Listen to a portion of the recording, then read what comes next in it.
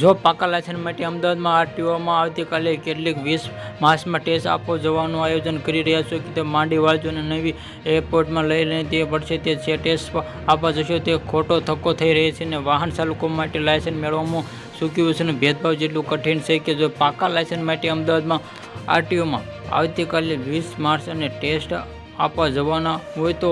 એ આયોજન માંડી વાળજો અને હાલમાં અને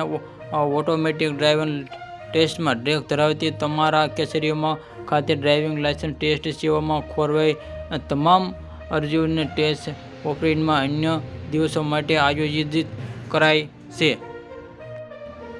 વાહન વ્યવહારમાં કમિશન કચેરી દ્વારા એક યાદીમાં જણાવ્યું છે કે આરટીઓ ખાતેની ઓટોમેટિક ડ્રાઇવર ટેસ્ટમાં ભારતમાં સરકાર દ્વારા ટ્રાન્સપોર્ટમાં પોર્ટ સરકારી એપ્લિકેશન વચ્ચેના સંકલનમાં ટ્રેક્ટરમાં ખામીમાં જેના કારણે આરટીઓનું સ્વરૂપ ખોટવાઈ ગયું છે.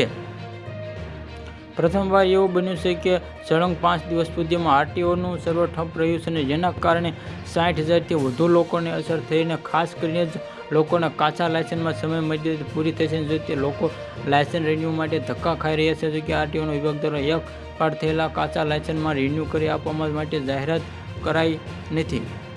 આવા જ નવા સમાચાર જોવા માટે અમારી NB ગુજરાતી ચેનલને સબસ્ક્રાઇબ કરો મિત્રો.